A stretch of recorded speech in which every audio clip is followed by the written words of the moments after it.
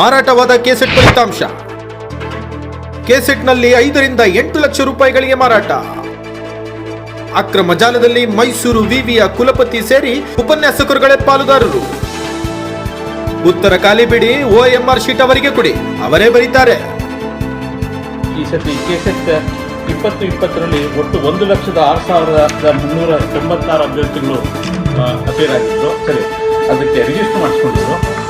ಆದರೆ ಎಕ್ಸಾಮ್ಗೆ ಅಟೆಂಡ್ ಆದವರು 79,717.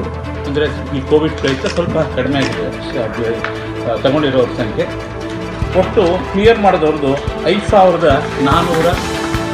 ಮೈಸೂರು ಯೂನಿವರ್ಸಿಟಿಯು ನಡೆಸುವ ಕರ್ನಾಟಕ ರಾಜ್ಯ ಸಹಾಯಕ ಪ್ರಾಧ್ಯಾಪಕರ ಅರ್ಹತಾ ಪರೀಕ್ಷೆಯಲ್ಲಿ ಮೈಸೂರು ವಿಶ್ವವಿದ್ಯಾನಿಲಯದ ಕುಲಪತಿ, ಕುಲಸಚಿವರು, ಕೆಸೆಟ್ನ ಕೋಆರ್ಡಿನೇಟರ್ ಮತ್ತು ಇಲ್ಲಿನ ಅಧ್ಯಾಪಕರೇ ಪ್ಯಾಕೇಜ್ ಡೀಲಿಂಗ್ ನಡೆಸುವುದು ಬಹಳ ದೊಡ್ಡ ವಿಷಾದದ ವಿಷಯ. ಈಗಾಗಲೇ ಕೆಪಿಎಸ್ಸಿಯ ಪ್ರಶ್ನೆ ಪತ್ರಿಕೆ ಸೋರಿಕೆಯಿಂದ ಹಿಡಿದು ನೇಮಕಾತಿವರೆಗೂ ನಡೆದಿರುವ ಕರ್ಮಕಾಂಡ ನಿಮಗೆ ತಿಳಿದಿದೆ. ಇದರ ಬೆನ್ನಲ್ಲೇ ಮೈಸೂರು ವಿವಿಯು ನಡೆಸುವ ಕೆಸೆಟ್ನಲ್ಲಿ ಬಹಳ ದೊಡ್ಡ ಅಕ್ರಮ ನಡೆದು ಹೋಗಿದೆ. ಸರ್ಕಾರಿ ಉಪನ್ಯಾಸಕನಾಗಬೇಕು ಎಂದು ಕನಸು ಹೊತ್ತು ಲಕ್ಷಾಂತರ ಅಭ್ಯರ್ಥಿಗಳು ಪರೀಕ್ಷೆ ತಯಾರಿ ನಡೆಸುತ್ತಾರೆ. ಆದರೆ ಅವ್ಯವಹಾರದಿಂದಾಗಿ ದುಡ್ಡಿರುವವರಿಗೆ ಮಾತ್ರ ಸರ್ಕಾರಿ ಕೆಲಸ ಎಂಬ ಪರಿಸ್ಥಿತಿ ಇಂದು ಇಂತಹ ಭ್ರಷ್ಟ ವ್ಯಕ್ತಿಗಳಿಂದ ನಿರ್ಮಾಣವಾಗಿದೆ. 5 ರಿಂದ 8 ಲಕ್ಷ ರೂಗಳಿಗೆ ಏಜೆಂಟ್ಗಳು ಹಾಗೂ ಇಲ್ಲಿನ ಪ್ರಾಧ್ಯಾಪಕರೇ ಡೀಲ್ ಮಾಡುತ್ತಿರುವುದು ಬಹಳ ವಿಷಾದನೀಯ.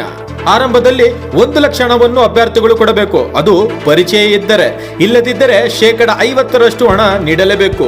ಇಲ್ಲಿ ಪರೀಕ್ಷೆ ನಡೆದ ದಿನ ಇವರು ರೋಲ್ ನಂಬರ್ ಮತ್ತು ಸಬ್ಜೆಕ್ಟ್ ಕೋಡ್ ಫಿಲ್ ಮಾಡಿ ಕೇವಲ 3 ರಿಂದ 5 ಪ್ರಶ್ನೆಗಳಿಗೆ ಶೇಡ್ ಮಾಡಿ ಬಂದು OMR ಶೀಟ್ ನ ಕಾಪಿಯನ್ನು ಇವರಿಗೆ ನೀಡಿದರೆ ಸಾಕು, ಇನ್ನು ಅವರು ಪಾಸ್ ಆದಂತೆ ವೀಕ್ಷಕರೇ. ಇದರ ಹಿಂದೆ ಇರುವ ಜಾಲವನ್ನು ಭೇದಿಸಿ ಪರಿಶ್ರಮದಿಂದ ಓದಿ ಪರೀಕ್ಷೆ ಬರೆದ ವಿದ್ಯಾರ್ಥಿಗಳಿಗೆ ನ್ಯಾಯ ಸಿಗಬೇಕು. ಇನ್ನಾದರೂ ರಾಜ್ಯ ಸರ್ಕಾರ, ಮಾನ್ಯ ಮುಖ್ಯಮಂತ್ರಿಗಳು ಹಾಗೂ ಮಾನ್ಯ ಉನ್ನತ ಶಿಕ್ಷಣ ಸಚಿವರು ಗಮನ ಹರಿಸಿ ಇವರುಗಳ ವಿರುದ್ಧ ಕಠಿಣ ಕಾನೂನು ಕ್ರಮ ಜರುಗಿಸುವ ಮೂಲಕ ಅಭ್ಯರ್ಥಿಗಳಿಗೆ ನ್ಯಾಯ ಕೊಡಿಸಬೇಕೆಂದು ನಾವು ಆಗ್ರಹಿಸುತ್ತೇವೆ.